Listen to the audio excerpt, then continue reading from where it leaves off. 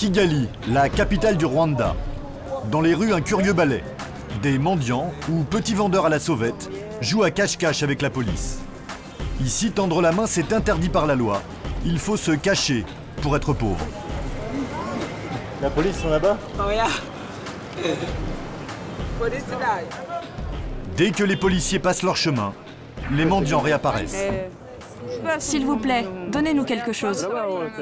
On n'a pas de travail et on n'a pas d'argent, alors on fait la manche, sinon on meurt de faim. Vous savez que c'est illégal? Oui, nous savons que c'est un délit, mais on n'a pas le choix. C'est l'un des grands chantiers du régime, 17 ans après le génocide, la lutte contre la misère. Mais ici, la méthode est radicale. Les pauvres sont arrêtés et envoyés à l'autre bout du pays pour être remis de force dans le droit chemin. Iwawa, un îlot au milieu du lac Kivu, à la frontière entre le Rwanda et le Congo. Pour y accéder, il faut parcourir en bateau les 40 km qui le séparent de la côte. C'est d'ici. L'île de Iwawa. À l'arrivée, des militaires comme comité d'accueil. L'île est un centre fermé de réhabilitation pour les jeunes des rues. C'est le directeur qui nous fait la visite. Ils viennent ici, ils n'ont pas moyen de trouver les drogues, ils n'ont pas moyen de trouver la rue, la rue où il est resté. Oui. 1600 jeunes de 18 à 35 ans sont retenus ici. Que des hommes, uniforme bleu, crâne rasé. Ils ont été envoyés sur l'île pour apprendre à devenir de bons Rwandais. 1, 2, 3. Dites-moi ce qui est interdit, ce qu'on ne doit jamais faire dans la société. Il est interdit d'être haineux. Il est interdit de voler. Il est interdit de tuer. Il est interdit de trahir son pays. Il est interdit de ne pas se soumettre à l'autorité.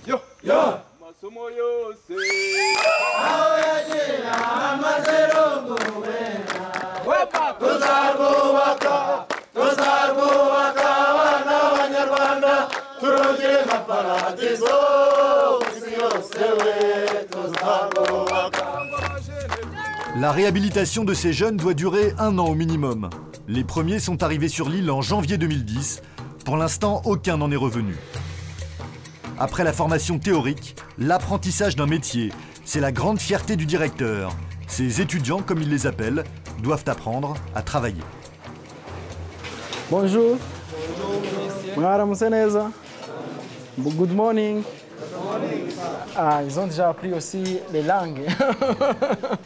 Est-ce qu'ils sont heureux d'après vous, ces jeunes? Mais permettez de les demander. Bien sûr.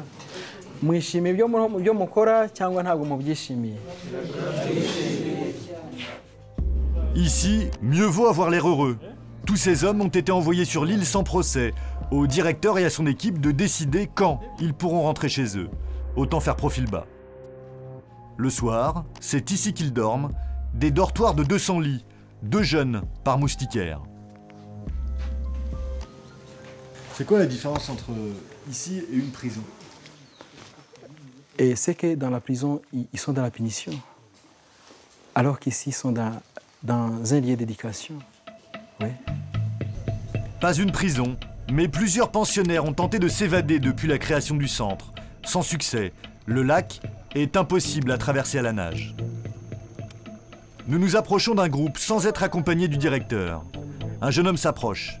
Il s'appelle Karim, il a 23 ans. C'est le seul qui ose, à mots couverts, exprimer son malaise. Moi, je suis traumatisé et ce n'est pas bon. Ça fait longtemps que nous sommes ici, presque 1 an. On apprécie ce que le gouvernement fait pour nous, mais maintenant, nous sommes prêts. Nous demandons la permission de rentrer chez nous pour voir nos familles et nos amis. Karim sortira peut-être au mois de mars avec la première vague prévue de libération. Un moyen de faire de la place pour d'autres jeunes des rues qui rejoindront le centre. Retour à Kigali. Nous avons rendez-vous avec la famille de Karim. Sa mère tient un petit restaurant dans la capitale, où travaille son frère jumeau. Lui est parfaitement intégré. un milieu plutôt aisé, ce n'est pas la misère qui a conduit Karim dans la rue. Un jour, il est devenu impossible. Il disait qu'il était maltraité. Il a essayé de brûler notre maison. Il devenait incontrôlable, dangereux pour moi. Il aurait même pu me tuer. Alors la police m'a dit, il faut l'envoyer à Iwawa avec d'autres jeunes comme lui, pour qu'il change. Ils m'ont dit, si ton enfant n'est pas fou, il reviendra en étant complètement normal. Dans ce cas, un psychiatre aurait probablement été plus utile qu'un enfermement. Mais les forces de l'ordre ne font pas de distinction entre les jeunes des rues. Quartier général de la police. Roger Rutikanga commande les troupes de Kigali. Pour lui, le pays traumatisé avait besoin d'être remis en ordre. À cause du génocide, énormément de gens ont été massacrés et leurs enfants ont grandi sans parents. Ils sont devenus des enfants de la rue. Et quand ils traînent dehors, qu'ils ont faim, c'est là qu'ils peuvent commencer à commettre de petits délits, à voler.